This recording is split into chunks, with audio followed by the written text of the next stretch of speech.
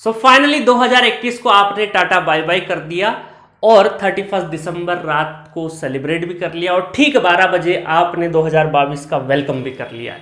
सब कुछ हो चुका है। सुबह होते होते आपने 2022 का हैप्पी न्यू ईयर के बहुत सारे टेक्स्ट मैसेज या व्हाट्सएप एक दूसरे को फॉरवर्ड करे होंगे और ले लिया होगा। इसी के साथ मैं भी अपने हिस्से की आपको शुभकामनाएं दे देता हूं और मेरी और पूरे जी सेंट्रिक परिवार की तरफ से आप सभी को नव वर्ष की ढेरों शुभकामनाएं। Wishing you a happy new year. और साथ में ये भी बोलता हूं और ऊपर वाले से ये भी दुआ करता हूं कि पिछले साल जैसा साल कभी नहीं आए इन टर्म्स ऑफ कोविड-19, क्योंकि बहुत लोगों ने 2021 में कोविड की वजह से, ऑक्सीजन की कमी की वजह से अपनी जान गंवाई है। आप में से भी, आपके भी बहुत लोगों के करीबियों ने कहीं ना कहीं जान गंवाई है। तो ऐसा सिनेरियो, ऐसा मंजर जो हमने देखा था पिछले साल, वो कभी देखने को ना मिले, ऐसी हम ऊपर वाले से दुआ करते हैं सबसे पहले तो। और साथ में मैं आप सबको ये भी शुभकामनाएं देता हूं कि आप अपने जीवन में एक बेहतर इंसान बने, अपने भविष्य की ओर और अग्रसर हो, जो आपने सपने देख रखे हैं उसकी तरफ और आगे कदम बढ़ाएं, और अगर बहुत कुछ कदम बढ़ा लिए हैं तो जल्दी से उसको अचीव भी कर ले जो आपने सपना देखा है।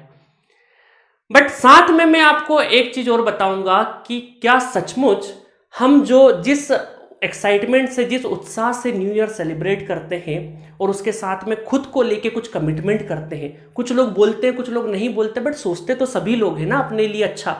तो जो ईमानदारी से, जिस ईमानदारी से हम एक्साइटमेंट दिखाते हैं, क्या उस ईमानदारी से पूरे साल हम काम करते हैं, या फिर हम ये सोचे कि जस्ट ये एक तारीख है, सिर्फ तारीख बदल रही है, कैलेंडर बदल रहा है, इसके अलावा कुछ भी नहीं है। तो मैं आपको यहां पर विश तो करूंगा ही करूंगा, आपको जरूर शुभकामनाएं दूंगा आपके उज्जवल भविष्य के लिए। आप बेहतर इंसान बने और जितनी ज्यादा आपने जितने सपने देख रखे उसकी तरफ बढ़े। बट साथ में आपको कुछ एक रियलिटी चेकअप भी जरूर दूंगा, क्योंकि ये मेरी रिस्पॉन्सिबिलिटी है as a tutor, as a guru, कि आपको मैं सही मार्गदर्शन दूं और टाइम टाइम पर आपको थोड़ा सा अलर्ट कराते रहूं सच्चाई से। तो देखिए गाइस, क्या होता है ना, कई बार एक एग्जांपल भी दूंगा मैं अभी आपको और उससे समझाने की कोशिश करूंगा। वैसे तो मैं कई बार अलग अलग वीडियो में आपको मोटिवेट करता रहता हूं, बहुत सारे अलग अलग चीजें बताता रहता हूं, बट मैं आपको एक चीज बताऊं कि जब भी हम 5-6 साल के किसी बच्चे से ये पूछते हैं कि बड़े होके क्या बनोगे, है ना, आपके यहाँ पे भी कोई बच्चा आता है तो ज्यादातर मैक्सिमम लोगों का, या मैक्सिमम जो भी आपके बड़े होंगे उनका एक ही क्वेश्चन होता है, बेटा बड़े होके क्या बनोगे। वो बड़ी आसानी से बोल देता है, उसे जो रटा रटाया बोला है, या फिर उसने वाकई कहीं ने स्कूल वगैरह में देखा है कि नहीं डॉक्टर बनेंगे, इंजीनियर बनेंगे, साइंटिस्ट बनेंगे, ये बनेंगे, टीचर बनेंगे, बहुत अलग अलग अलग अलग तरीके का वो बोल देता है, हवा में तीर छोड़ देता है कि मुझे डॉक्टर बनना है, साइंटिस्ट बनना है। बट वो बनने के लिए उसे अपना स्कूलिंग कंप्लीट करना होगा, उस पर्टिकुलर, अगर डॉक्टर बनना है तो उस पर्टिकुलर फील्ड को चूज करना पड़ेगा, उसमें इंटरेस्ट दिखाना पड़ेगा, तभी वो अचीव कर पाएगा। तो इसके लिए प्रॉपर प्लानिंग होती है, एक लंबी रेस का घोड़ा चाहिए, या फिर बोल सकते हैं लंबी लड़ाई लड़नी पड़ती है उसे वो करने के लिए। बट वो जब 5-6 साल का होता तभी वो सोच लेता मुझे ये करना, वो करना है, इंटरेस्ट हो चाहे नहीं हो, एक छोड़ दिया कि हाँ चलो ये करना है। बट ठीक वैसे ही मैं अगर आपको छोटे बच्चे से रिलेट नहीं करूं तो मैं आपको एक एग्जांपल बताऊंगा बहुत अच्छा, है ना, जिससे एक शायद मेरी बात आप बेहतर ढंग से समझ पाएं, इसीलिए थोड़ा सा क्रिएटिव तरीके से मैं इसको पेश कर रहा हूं आपके सामने। ठीक है, देखिए थोड़ी देर के लिए मान लेते हैं अभी जो स्टूडेंट देख रहे होंगे तो वो कहीं ना कहीं किसी एग्जाम का तैयारी कर रहे हैं, है ना, तभी मुझे देख रहे हैं। अगर कहीं सेटल होते तो शायद मुझे नहीं देख रहे होते, या कहीं कोई जॉब में होगा तो वो अपने प्रमोशन या बेहतर जॉब के लिए प्रयास कर रहा होगा, या फिर बहुत सारे स्टूडेंट अपना गेट की तैयारी कर रहे होंगे, या फिर ईएससी की तैयारी कर रहे होंगे, या फिर हम बोल सकते हैं कि आगे चल के वो एडमिनिस्ट्रेटिव सर्विसेज में भी जाएंगे। तो अलग अलग टारगेट आपके हो सकते हैं। कोई डिफरेंट स्टेट एग्जाम की भी तैयारी कर रहा होगा, एस एग्जाम मतलब स्टेट एग्जाम की तैयारी कर रहा होगा, अल्टीमेटली जॉब के लिए तैयारी कर रहा होगा। तो बहुत सारे अलग अलग टारगेट हो सकते हैं जो मेरी ऑडियंस अभी सुन रही होगी। तो थोड़ी देर के लिए मैं फर्ज करता हूं कि आप में से एक कोई भी एग्जाम लेते हैं, थोड़ी देर के लिए मैं एक जनरलाइज ले लेता हूं कि सिर्फ गेट एग्जामिनेशन नहीं, कोई भी एग्जाम, एक एग्जाम की आप तैयारी कर रहे हैं और आपने गोल सेट किया है, एक गोल सेट किया कि फलाना फलाना कोई सा भी एग्जाम इनमें से वो मुझे क्रैक करना है अच्छे रैंक से। ये एज ए स्टूडेंट आपका कमिटमेंट है, अपने खुद से न्यू ईयर पे आपने लिया होगा। और बेहतर अच्छी बात यह है कि देखो हर कोई अपने बारे में अच्छा ही सोचता है, ठीक है, करता नहीं है अच्छा वो बात अलग है, बट सोचता तो अच्छा है। तो आपने भी एक एग्जाम को टारगेट बनाया होगा। अब सेकंड देखिए लेयर है, ये लेयर है एक तरह का, है ना, और अभी थोड़ी देर बाद ये समझ जाएंगे कि लेयर असल में किस तरफ इंडिकेशन देती है। एक एग्जाम आपने सेट करा, ठीक है, न्यू ईयर के दिन एक नई एनर्जी के साथ, नए एक्साइटमेंट के साथ एक एग्जाम को टारगेट करा आपने। अब सब उसके बाद सेकंड कदम क्या होना चाहिए आपका? सिलेबस, कि उस पर्टिकुलर एग्जाम का सिलेबस आपने देखा, उस पर्टिकुलर एग्जाम का आपने क्या देखा? सिलेबस देखा। और थोड़ी देर के लिए मैं बात करूं गेट एग्जामिनेशन की, थोड़ी देर के लिए मैं किसकी बात कर रहा हूं? गेट एग्जामिनेशन की बात करता हूं कि आपने गेट एग्जामिनेशन को टारगेट किया, उसका सिलेबस देखा, और अलग अलग ब्रांच में अलग अलग सब्जेक्ट्स हो सकते हैं, बट मैंने यहां पे ले लिए कि 10 से 12 सब्जेक्ट होते हैं सिलेबस में। सिलेबस देख लिया बहुत अच्छे से, अब क्या करें? थर्ड स्टेप, पढ़ाई करना चालू करें देखने से, है ना? नदी को देखने से कोई तैरना थोड़ी सीखेगा, उसमें कूदना पड़ेगा।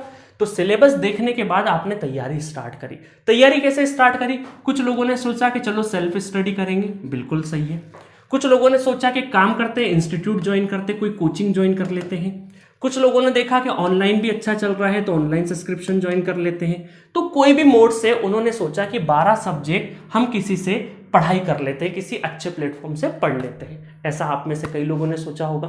तो एग्जाम को टारगेट किया, सिलेबस पे आया, सिलेबस को देख के फिर उन्होंने सोचा सेल्फ करें, इंस्टीट्यूट ज्वाइन करें, ऑनलाइन सब्सक्रिप्शन ले, कुछ भी अलग अलग तरीके के हो सकते हैं। अच्छा, ये करते क्यों है? क्योंकि कम टाइम में इफेक्टिव तरीके से पढ़ाई हो सके।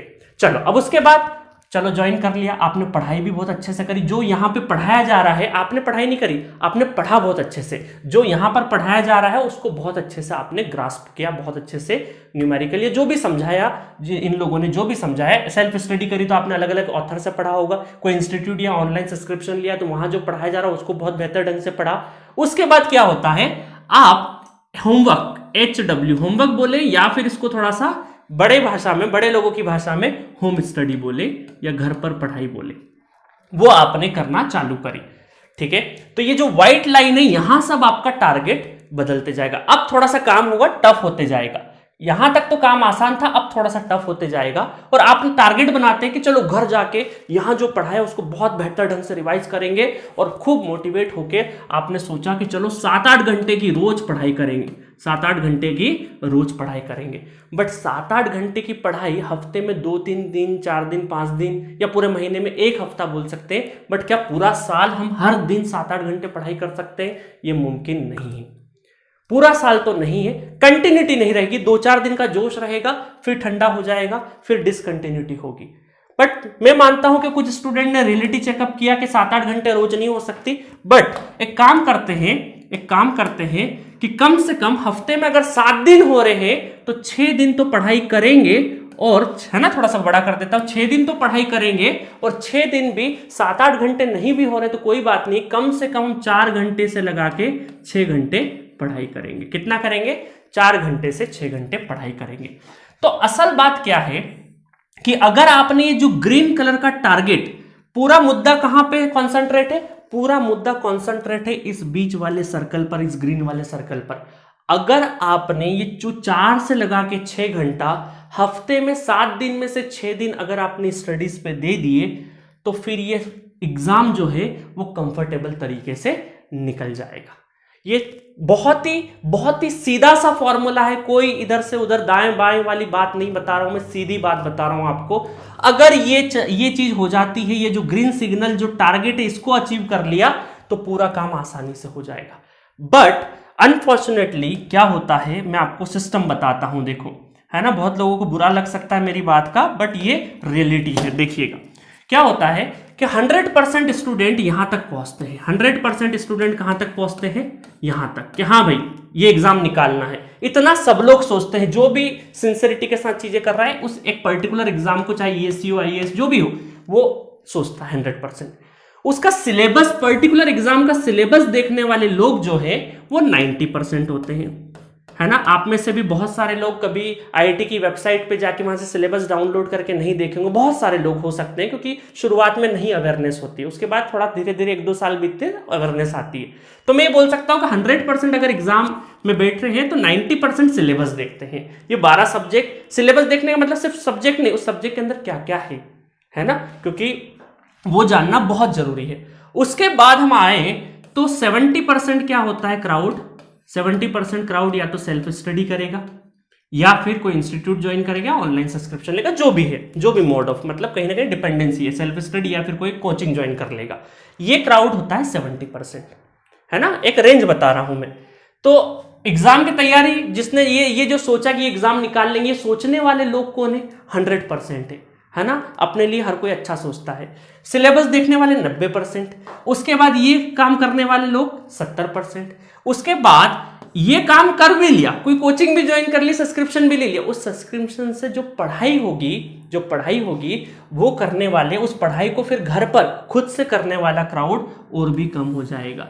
ये क्राउड हो जाएगा तकरीबन 50%। कितना हो जाएगा? 50% हो जाएगा। और उसके बाद घर पर पढ़ाई तो हो रही है, बट कितने घंटे? 7 से 8 घंटे पढ़ाई करने वाला, ये मैं बात कर रहा हूं 7 से 8 घंटे, चलो हफ्ते में 2 दिन ही सही, ये करने वाला क्राउड भी क्या होगा? कम होगा।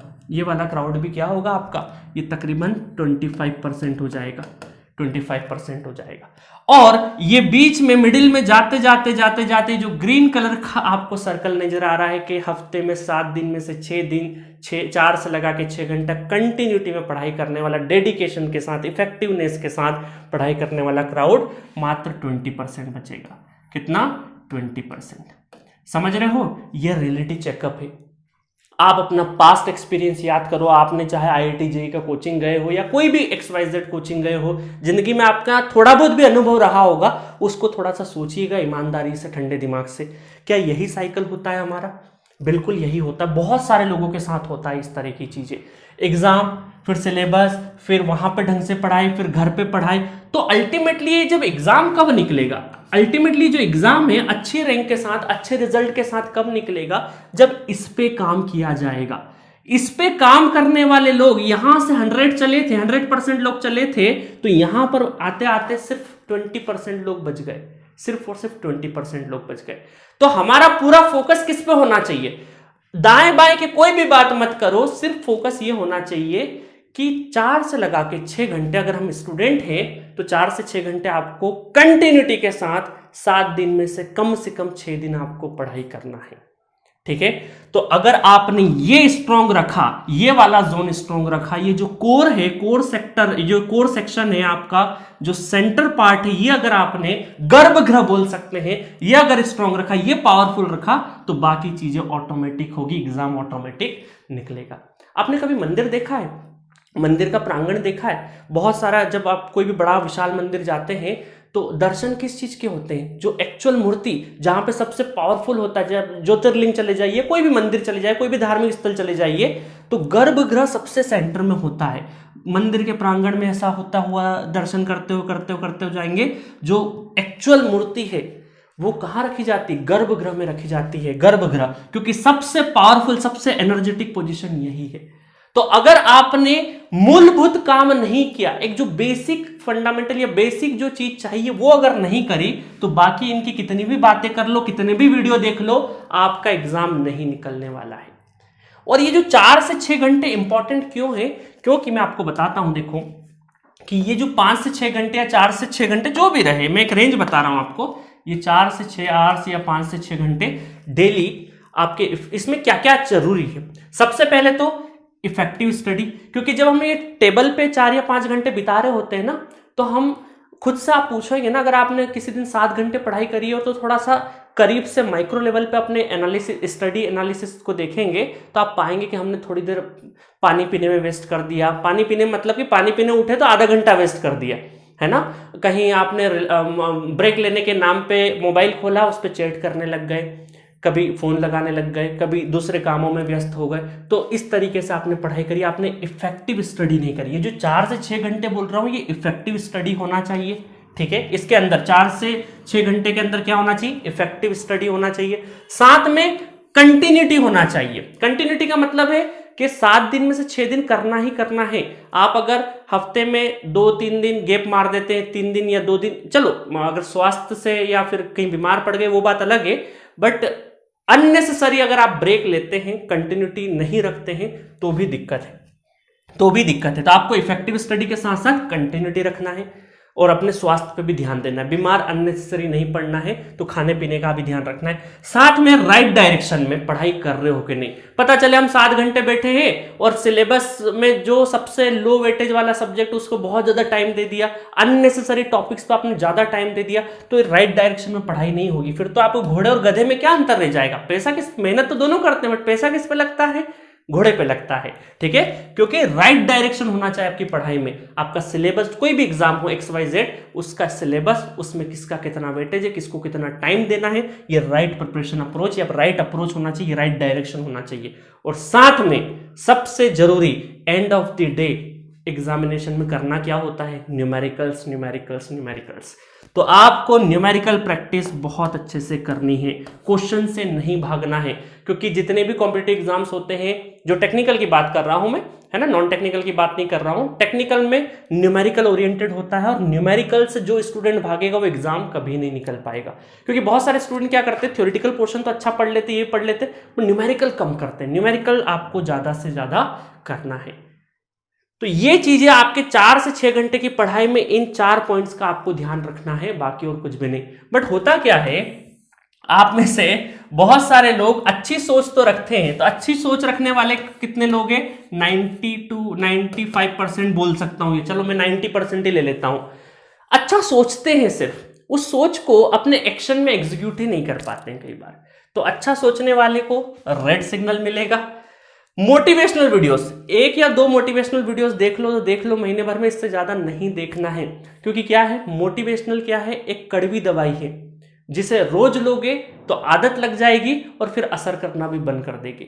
तो ये मोटिवेशनल वीडियोस नहीं देखना है, क्योंकि ये देखने वाले भी है ना, संख्या बहुत है, इनको देखने वाले भी 70 to 80% जनसंख्या है। नहीं तो आप देख लो, यूट्यूब वीडियोस उठा के देख लो, जितने मोटिवेशनल वीडियोस है बहुत ढेर व्यू मिलेंगे आपको। उसका मतलब क्या है, ज्यादा जनता देख तो रही है बट सफल कम हो रही है। तो मोटिवेशनल वीडियोस नहीं देखना है, इनर मोटिवेशन होना चाहिए। न्यूमेरिकल करो, 4 घंटे 6 घंटे ईमानदारी से पढ़ाई करो, ऑटोमेटिक कॉन्फिडेंस आएगा। ठीक है, और इमोशनल, क्योंकि इमोशनल क्या होता है, हम लोग कोई भी मोटिवेशनल वीडियोस देखते हैं या कभी खुद से बात करते हैं तो इमोशनल तो बहुत जल्दी हो जाते हैं, हम बहुत जल्दी इमोशन में आ जाते हैं कि हाँ ये कर देंगे, अब न्यू ईयर लग गया, अब ये कर देंगे, वो कर देंगे, 7-8 घंटे पढ़ाई कर देंगे, ये अचीव कर देंगे। बट वो एक्शन में नजर नहीं आता है, वो एक्शन में नजर नहीं आता है। तो आपको अपने इमोशन को ध्यान में रखना है, जो इमोशनली आप सोच रहे हो वो एक्शन में भी दिखना चाहिए। Show your emotion in your action always, तभी चीजें होगी।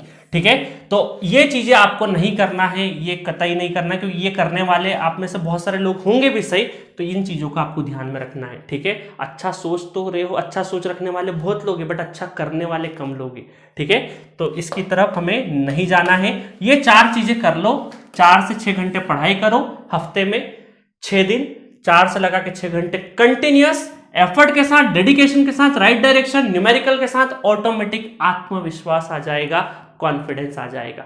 इससे ज्यादा की आपको जरूरत नहीं है। ये एग्जाम्पल को ध्यान में रखना, इस गर्भगृह को स्ट्रॉन्ग करना है। हमारे जो सीटिंग आवर्स है, जब हम स्टडी चेयर पे, टेबल और चेयर पे जब बैठ जाते हैं तो 4 से 6 घंटा जो बीतेगा उसको कितना अच्छे से हम यूटिलाइज कर रहे हैं, वही हमारे लिए इंपॉर्टेंट होगा। इन सारी लेयर्स का कोई मतलब नहीं रह जाता अगर ये नहीं है तो। अगर मैं इसको हटा दूं और बाकी सारा सिलेबस भी देख लो, इंस्टीट्यूट भी ज्वाइन कर लो, घर पे पढ़ाई कर लो, बट ये कंटिन्यूशन में नहीं हुई, कंटिन्यूशन में पढ़ाई नहीं हुई, तो फिर कुछ भी नहीं होगा, आपके हाथ कुछ भी नहीं लगेगा। सो आप में से सभी लोग समझ गए होंगे कि मैं क्या कहने की कोशिश कर रहा हूं, कि आपको अपने टेबल चेयर पे ज़्यादा टाइम देना है, स्टडीज़ को ज़्यादा टाइम देना है, फर्जी के मोटिवेशनल वीडियोस नहीं सुनना है, ये नहीं सुनना है। डिस्ट्रैक्शन के साधन बहुत है आज की तारीख में, उनसे डिस्ट्रैक्ट नहीं होना है। एनर्जी आपके पास लिमिटेड है 24 घंटे में, उस एनर्जी को आपको सही जगह पे यूटिलाइज करना है, बस, और कुछ भी नहीं करना है इसके अलावा। ठीक है, तो समझ में आ गया होगा। तो इसी के साथ नव वर्ष की आप सभी को ढेरों शुभकामनाएं। Once again happy new year. आप ध्यान रखिएगा, ये साल सिर्फ कैलेंडर वाला साल नहीं बन के रह जाए, आपकी जिंदगी में कुछ ना कुछ अच्छा एड ऑन हो इस ईयर में, ये कोशिश करना। मैं ये नहीं बोलता कि 2022 में सभी लोग सक्सेसफुल हो जाएंगे, बट सक्सेसफुल होने की तरफ कम से कम 5 कदम, 10 कदम, 15 कदम अगर आपने थोड़ा बहुत भी एड ऑन कर लिया अपने अंदर कुछ ना कुछ, तो वो आपके लिए ये साल सार्थक हो जाएगा। ठीक है। और मैं जो भी लोग अभी जो गेट एग्जामिनेशन देंगे फरवरी में, उनको ऑल द बेस्ट बोलता हूँ। और सभी लोग जितने भी एक महीना बचा है, फरवरी फर्स्ट वीक में आपका एग्जाम है, तो इस महीने को बहुत अच्छे से यूटिलाइज करना, क्योंकि मेजोरिटी ऑफ एस्पिरेंट जो अच्छी प्रिपरेशन करते हैं वो जनवरी वाले मंथ में उनका कहीं ना कहीं मोमेंटम गड़बड़ हो जाता है, तो वो चीज नहीं रखना। साथ में जो लोग 2023, 2024, 2025 मतलब बिगनिंग कर रहे हैं अपने करियर की, वो भी सही डायरेक्शन में करना, ठीक है। बाकी गाइडेंस के लिए और भी ज़्यादा गाइडेंस अगर आकर चाहिए तो जी सेंटर एप्लीकेशन पर आप आ सकते हैं, चैट बॉक्स में लिख सकते हैं। मेरा नंबर भी आपके पास है, कई सारे वीडियो में मैं दे चुका हूँ। मेरा पर्सनल नंबर नहीं है, ऑब्वियसली ऑफिस का नंबर है, वहाँ पर आप गाइडेंस के लिए फ़ोन भी लगा सकते हैं, ठीक है। तो once again happy new year, और show your emotions in your action.